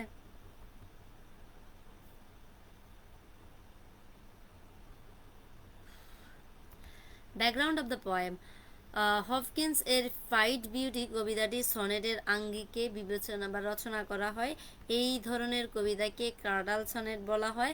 যাই হোক, এই কবিতার মূল বিষয়বস্তু হচ্ছে মহান ঈশ্বরের প্রশংসা ও ঈশ্বরের মানে সৃষ্টিকর্তার প্রশংসা, ঈশ্বরের সৃষ্টির প্রশংসা ও ঈশ্বরের প্রশংসা করা। এই যে পৃথিবীতে ঈশ্বর যা কিছু তৈরি করছেন ওইটার কি এখানে প্রশংসা করছেন। আচ্ছা দেখেন আগে কি বলতেছেন main poem first section, glory B two god for the played thing, মহান ঈশ্বরের মহিমার গান গাও সবে তার বিচিত্র সৃষ্টির জন্য। বলতেছে এই যে ঈশ্বর এইসব বিচিত্র জিনিস বিভিন্ন রঙের জিনিস সৃষ্টি করছেন এই সৃষ্টির জন্য, বা এই যে তিনি এগুলা তৈরি করছেন এই তৈরি করার জন্য তার প্রশংসা করো বা প্রশংসা সঙ্গীত গাও। তারপরে কি বলতেছেন মানে প্রশংসা সঙ্গীত কি ধরেন আমরা যেরকম সূরা পাঠ করি প্লাস খ্রিস্টানরা মূলত রবিবারে একটা গান গায় ওই রকম, যে তাদের হচ্ছে প্রশংসা সঙ্গীত রবিবারে করা হয়, এটাকে বলা হয়। তো বলতেছেন এই যে মহান সৃষ্টিকর্তা বা ঈশ্বর এই সব কিছু বিচিত্র মানে পৃথিবীতে রঙিন রঙিন এই জিনিসগুলা তৈরি করছেন, এটার জন্য মানে এই ঈশ্বরের প্রশংসা করো। For skies of couple colour as a brinded cow, বলতেছেন আলো ছায়ায় ঘেরা আকাশের মেঘগুলোর জন্য যেন যেন তা কোনো ডোরাকাটা গাবি। মানে কিসের জন্য প্রশংসা করতে বলছেন? প্রথমে বলতেছেন এই যে আকাশে যে মেঘগুলো আছে ওইগুলার প্রশংসা করতে। আর এইগুলা কিসের সাথে তুলনা করছেন? ডোরাকাটা গরুর সাথে। হ্যাঁ, মানে মেয়ে গরু যেগুলা, মানে যে গরুর মধ্যে হচ্ছে সাদা কালো, মানে ডোরা কাটা থাকে না, অনেক গরু, অস্ট্রেলিয়ান গরু দেখবেন সাদা এবং কালো হয়। তো বলতেছেন এই যে ঈশ্বরের রঙিন রঙিন সৃষ্টির জন্য তার প্রশংসার গান করো। তিনি যে এই যে আকাশের মেঘাচ্ছন্ন যে জিনিসগুলা তৈরি করছেন, বা আকাশের মেঘগুলা যে তৈরি করছেন, এগুলা দেখতে কিসের মতো? যেন হচ্ছে ডোরাকাটা গাভীর মতো। এই জন্য এই যে এই আকাশটা সৃষ্টি করছেন, এই জন্য সৃষ্টিকর্তার কি বলতেছেন? প্রশংসার গান গাইতে বলছেন। পরবর্তীতে কি বলতেছেন? পর রোজ মিলিয়স অল ইন স্টিপিল আপন ট্রুথ দ্যাট সুইম। ডোরাকাটা গোলাপি ট্রাউট মাছের জন্য, যা সাঁতরে বেড়ায় জলের তলায়। এটা একটা মাছের নাম, ট্রাউট। ঠিক আছে, বলতেছে এই যে ডোরাকাটা, এই ট্রাউট যে মাছটা, এই মাছটা মূলত হচ্ছে আপনার গোলাপি রঙের। যে বলতেছে এই গোলাপি রঙের যে ট্রাউট মাছ আছে, যেটা হচ্ছে সাঁতরে বেড়ায় জলের তলে, ওই মাছ যে সৃষ্টিকর্তা সৃষ্টি করেছেন, এটার জন্য সৃষ্টিকর্তার প্রশংসার গান গাও। প্রথমে কি বলতেছেন? সৃষ্টিকর্তার এই বিভিন্ন নানা বৈচিত্র্যের জন্য প্রশংসার গান গাও। কেন?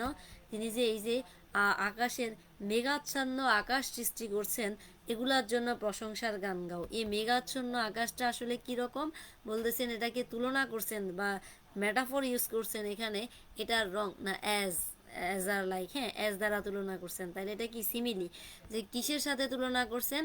আর ডোরাকাটা যে গাভীগুলো আছে তার সাথে। তারপরে বলতেছেন এই ট্রাউট যে মাছ, ওই মাছের এই ওই গোলাপি, হ্যাঁ, ডোরাকাটা গোলাপি ট্রাউট মাছ যে সৃষ্টিকর্তা সৃষ্টি করছেন, ওই মাছ যে সাঁতরে বেড়ায় জলের তলায়, ওই মাছ যে সৃষ্টিকর্তা সৃষ্টি করছেন, এই জন্য তার প্রশংসার গান গাও। তারপরে বলতেছেন ফ্রেশ ফায়ার কুল সেস্ট নাট ফলস ফেন্সিস উইংস। মাটিতে পড়া কাঠবাদামের পুষ্টিদানের জন্য, বাতাসে উড়ে চলা সুন্দর ফিঙ্গে পাখির জন্য। এই ফিংস এটা হচ্ছে একটা পাখির নাম। যে এই যে উইংস, যে উড়ে বেড়ায়, ওইটার জন্য প্রশংসার গান গাও। প্রেস ফায়ার কুল সেস্ট নাট। এই সেস্ট নাট মানে কি? কাঠবাদাম। বলতেছে এই যে সৃষ্টিকর্তা এই একটা কি পুষ্টিকর দানাদার এই যে কি চেস্টনাট বা কাঠবাদাম সৃষ্টি করছেন, এটার জন্য তার প্রশংসার মানে তার প্রশংসা করে গান গাও। এবং তিনি যে পিঙ্গে পাখি তো পাখির জন্য মানে সৃষ্টি করছেন, বা উড়ে বেড়ায় যে পিঙ্গে পাখি, ওই পিঙ্গে পাখি যে তিনি সৃষ্টি করছেন, ওইটার জন্য তার প্রশংসার গান গাও। তারপরে বলতেছেন landscape plotted and pieced fold fallow and plough. মানবের চেষ্টার টুকরো টুকরো এই ফসলে বা জমির জন্য, যার কোনোটাতে আছে পশুর খোয়ার, কোনোটাতে আছে পতিত পরে, কোনোটাতে আছে কর্ষিত অবস্থায়। কি বলতেছেন? এই যে কৃষকরা, তারা যে বিভিন্ন জিনিস তৈরি করতেছেন, এক একটাতে এক একটা জিনিস দিয়ে তারা বিভিন্ন ফসল উৎপাদন করতেছেন, এটাকে দিয়েছেন মহান ঈশ্বর দিয়েছেন। এই কারণে মহান ঈশ্বরের প্রশংসার গান গাও। তারপরে বলতেছেন and all trades their gear and tackle and try. মানবের তৈরি বাণিজ্য যে জাহাজগুলা, ওই জাহাজের ইঞ্জিনের যে মালামালগুলা, এগুলাকে সৃষ্টি করছেন মহান আল্লাহর নির্দেশেই তারা সৃষ্টি করছেন। এটার জন্য মানে এটার জন্য হচ্ছে তার বা এই সৃষ্টিকর্তার প্রশংসার গান গাও। এতটুকু বুঝছেন? এখানে কিন্তু তিনি সৃষ্টিকর্তার মানে সৃষ্টিকর্তার কেন প্রশংসার গান গাইতে বলতেছেন? প্রথমে তিনি বলতেছেন এই সৃষ্টিকর্তা বিভিন্ন যে বৈচিত্র্য জিনিস পৃথিবীতে সৃষ্টিকর্তা সৃষ্টি করেছেন, ওইগুলোর জন্য সৃষ্টিকর্তার প্রশংসার গান গাইতে বলতেছে। তারপরে বলতেছে আসলে সৃষ্টিকর্তা কি কি সৃষ্টি করছেন। বলতেছেন সৃষ্টিকর্তা আকাশের মেঘাচ্ছন্ন আকাশ সৃষ্টি করছেন, যেটা দেখতে কিছুটা হচ্ছে ডোরাকাটা গাভীর মতো, ওইটার জন্য সৃষ্টিকর্তার প্রশংসার গান গাইতে বলছেন।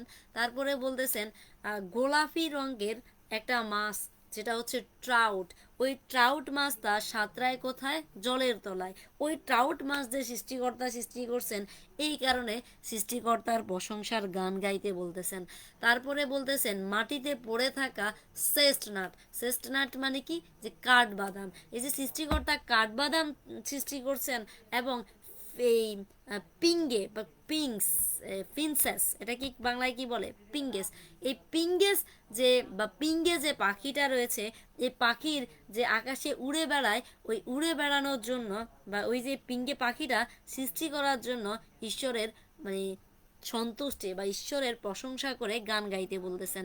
তারপরে বলতেছেন এই যে এই প্লাউম্যানরা, হ্যাঁ, বা কৃষকরা, তারা মাটিতে বিভিন্ন মানে জমির জন্য যারা কোনোটাতে আছে পশুর খোয়ার, কোনোটাতে আছে পতিত পারে, মানে বিভিন্ন স্থানে যে প্লাউম্যান বা কৃষকরা যে তাদের জায়গাগুলা রাখে, ওই জন্য তার প্রশংসার গান গাইতে বলতেছেন। তারপরে এই যে বলতেছেন মানুষের যে বাণিজ্যের জাহাজ, জাহাজের জন্য ইঞ্জিন এবং মালামাল তৈরি করেন, এটাও ঈশ্বরের প্রদত্ত। তাই ঈশ্বরের প্রশংসার গান তিনি এখানে গাইতে বলছেন। এই ফার্স্ট স্ট্যান্জা নিয়ে কোনো কোশ্চেন আছে? তারপরে আমি এখানে সংক্ষিপ্ত আকারে লিখে দিছি যে কবিতার শুরুতে দেখা যায় কবি প্রথমে আকাশের বর্ণনা দিয়েছেন, যা মুহূর্তের রূপ বদলায়। এই কারণে কবি একে ডোরাকাটা গাভীর সাথে তুলনা করেছেন। এরপর তিনি বলেন যে মহান ঈশ্বরের সৃষ্টিকর্তা ডোরাকাটা ট্রাউড মাছ বা পুষ্টি কাঠবাদাম, ফিঙ্গে পাখি ও মানুষের কর্ষিত অর্ধকর্ষিত ফসল জমির বর্ণনা দিয়েছেন। তিনি এইসব বিস্ময়কর সৃষ্টির জন্য মহান ঈশ্বরের মানে জন্য প্রশংসার গান গাইতে সবাইকে বললেন। এরপর কবি মানুষের জাহাজ, ইঞ্জিন ও সব কিছুর পরিপাটি প্রশংসা করেন। এতটুকু বুঝছেন কিনা?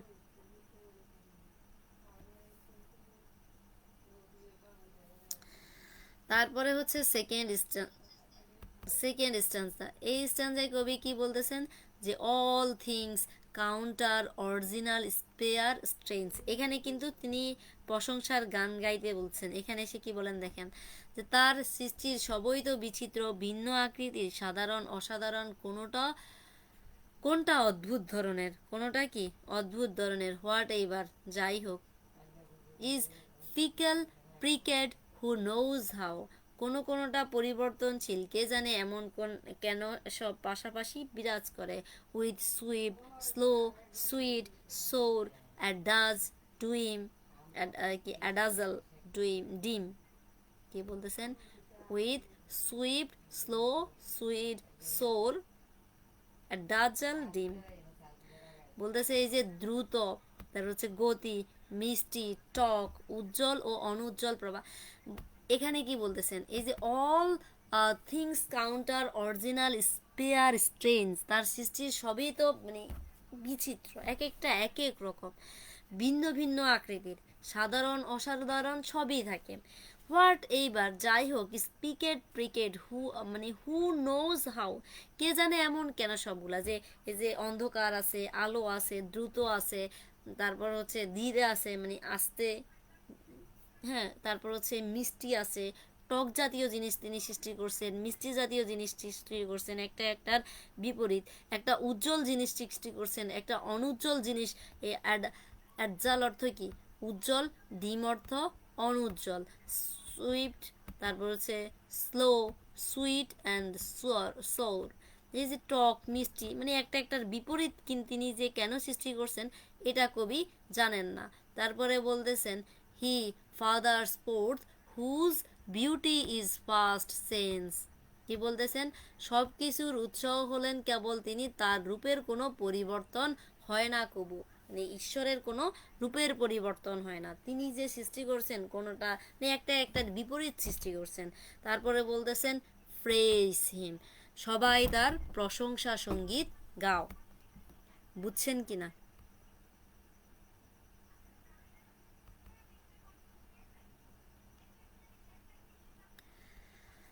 আর একটা আছে, সেটা হচ্ছে স্প্রিং অ্যান্ড ফল। স্প্রিং মানে কি বলেন তো?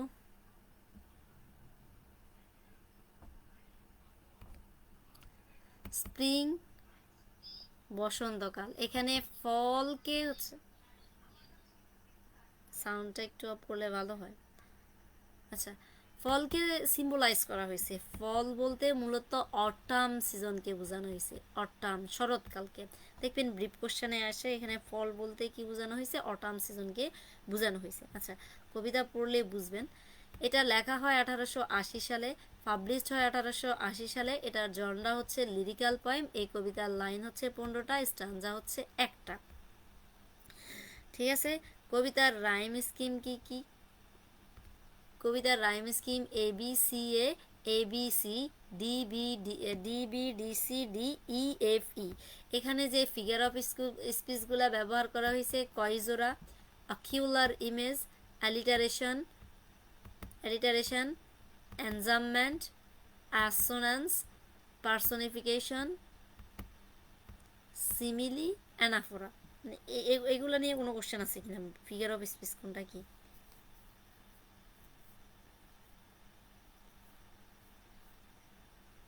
আচ্ছা, তারপরে দেখেন এখানে মূলত, আচ্ছা কাহিনীটা কি? আচ্ছা একটু পরে বলবো না কাহিনী। আচ্ছা না, একটু বলি। এই যে হফকিন্স 1880 সালে জানুয়ারি মাসে লিভারপুলে যান, ওই যে গির্জায়। সেখানে তিনি একই মাসে জুইস্ট চার্চ অফ এস্টে এক্সএবিআর নামক গির্জায় নিযুক্ত হন। লিভারপুলে থেকে কয়েক মাইল দূরে লাই ডি8 নামক স্থানে রোজ হিল, হ্যাঁ, অবস্থান, মানে একটা জায়গার নাম, যেটার নাম কি রোজ হিল। 1880 সালের সেপ্টেম্বর মাসে কবি রোজ হিল এ অবস্থান করেন। এখানে থাকাকালীন সময় স্প্রিং অ্যান্ড ফল কবিতাটি তিনি রচনা করেন। উক্ত কবিতায় কবি একটা শিশুর নামে উৎসর্গ করেছিলেন, যার নাম কি মার্গারেট। আচ্ছা দেখেন, কবিতার বিষয়বস্তু হলো উত্থান পতন এবং জন্ম মৃত্যু। কবিতাটি গাছের পাতার জন্ম ও তা ঝরে পড়ার দৃশ্য অঙ্কন করা হয়। কবি সরলভাবে জন্ম মৃত্যুর বিষয়ে তুলে ধরেছেন। এই পৃথিবীতে সকল বস্তুই ধ্বংসের বিষয়। কবি এখানে পাতার ঝরে পড়াকে মৃত্যুর সাথে তুলনা করেছেন। মৃত্যুর অবিসম্ভবী আর সময়ের পরিক্রমার সৌন্দর্যের ও যৌবনের অবশ্যই ধ্বংস হয়ে যাবে। কবিতাটির মূল ভাব এমনই যে আনন্দ দুঃখের কাছে পরাজিত হয়ে যৌবন বার্ধক্যের। আচ্ছা এতটুকু আমি বলি নিজের আরও সংক্ষেপে। মূলত এই কবিতার মধ্যে একটা মেয়ে, সে গাছের নিচে বসে কান্না করতেছে। কেন কান্না করতেছে? কারণ আমরা জানি অটাম মানে ওই যে ইংল্যান্ডে শরৎকালে কিন্তু হচ্ছে পাতা সৃষ্টি হয়, এবং শরৎকালে না, বসন্তকালে পাতা ধরে, এবং অটাম সিজনে বা শরৎকালে পাতাগুলা কি ঝরে পড়ে যায়। এই যে মানে অটামে যে পাতাগুলা ঝরে পড়ে যাচ্ছে, এটা দেখে তোমার একটা মেয়ে, সে বসে বসে কান্না করতেছে, তার নাম কি মার্গারেট। তখন কবি তাকে জিজ্ঞেস করতেছে, মার্গারেট তুমি কেন কান্না করতেছো? মূলত এই যে এই মেয়েটা গাছের পাতা ঝরে মানে কান্না করতেছে। তারপর কবিতাকে এই জন্ম মৃত্যুর কথা উল্লেখ করেন। আচ্ছা কবিতা পড়লে বুঝবেন। দেখেন main point, Margaret are you grieving? Margaret, এই গ্রেভিং মানে কি বলেন তো? আমরা বলি না ক্রাইং, এটারই similar word grieving. Margaret are you grieving? Margaret তুমি কি কান্না করতেছো? Over golden grove unleaving, সোনালি বর্ণের যে পাতা এগুলা ঝরে, মানে এই যে মানে কিছুটা সোনালি কালার হয়ে যায়, যেগুলা ঝরে পড়ে যায়। তো বলতেছে এই যে পাতাগুলা ঝরে পড়া দেখে তুমি কি কান্না করতেছো? লিভস, পাতা, like the things of a man. হ্যাঁ, বলতেছে এই যে পাতাগুলা, এটা কিসের মতো? একজন মানুষের মতো। ইউ তুমি, উইথ ইউর ফ্রেশ থটস, তোমার এই যে পরিষ্কার যে চিন্তা ভাবনা বা সরল যে চিন্তা ভাবনা, কেয়ার ফর ইউ, পর ক্যান ইউ, কি পারবে এই খেলার মানে বুঝতে? মানে এখানে তিনি বলতেছেন, মার্গারেট তুমি কি কান্না করতেছো এই যে সোনালি রঙের পাতাগুলো ঝরে পড়া দেখে? এই পাতাগুলো মানুষের জীবনের মতো। তোমার এই যে সরল মস্তিষ্ক, এই যে খেলাটা কি তুমি বুঝতে পারবে যে পৃথিবীতে মানুষ এসেছে, জন্মগ্রহণ করছে, সে আবার মৃত্যুবরণ করবে, এই পাতাগুলো ধরতেছে, এগুলো আবার ঝরে পড়ে যাবে, এ কথা বলতেছেন। এটা তারপরে দেখেন,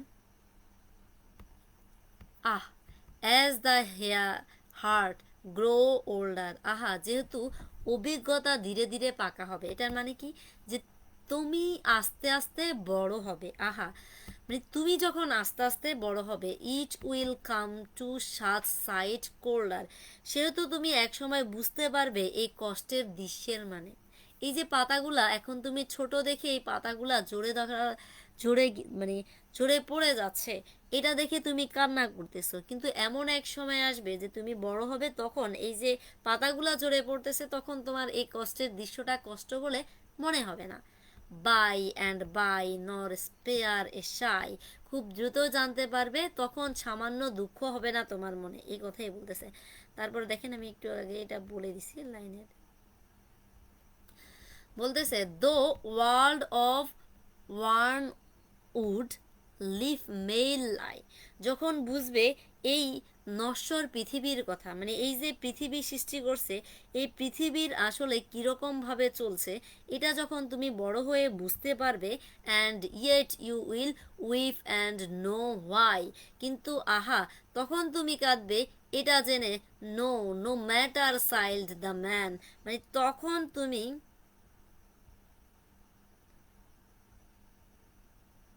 কি বলতেছেন যে তখন তুমি কিন্তু আহা তখন তুমি কাঁদবে এটা জেনে কোনো লাভ নেই সোনামণি, মানে এই বিষয়টা নিয়ে কেঁদে, মানে তুমি তখনও কাঁদবে, কিন্তু কেন কাঁদবে, তখন কাঁদবে এই যে এই বিষয়টা নিয়ে আজকে তুমি কাঁদছো, এটা নিয়ে কেঁদে কোনো লাভ নাই, এই জন্য sorrows spring are the same, এমনই বিধি মানব, বলতেছে কি যে এই যে সৃষ্টিকর্তা বিধি হচ্ছে এটা, যে কোনো কিছু জন্মাবে এবং মৃত্যু হবে।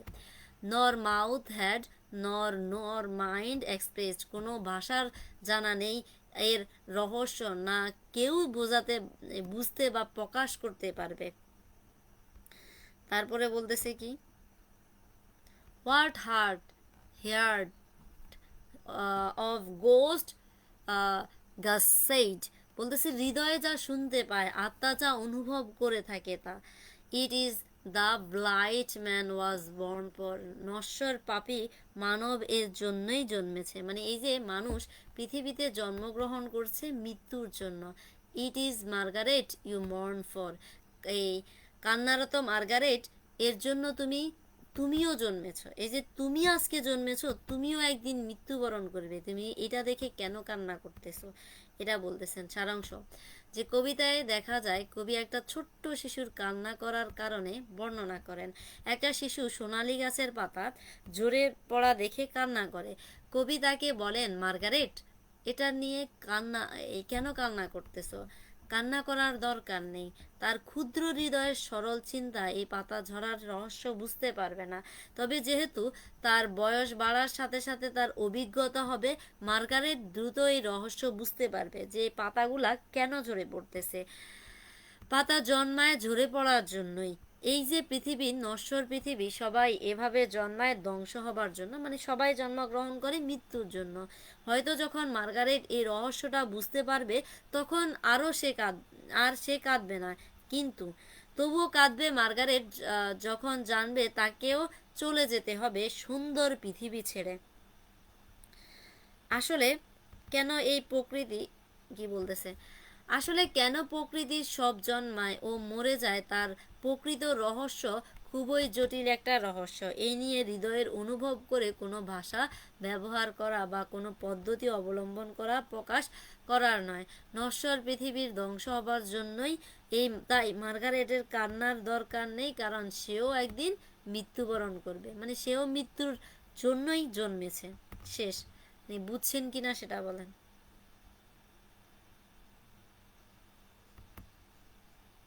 আচ্ছা, আজকের জন্য আল্লাহ হাফেজ।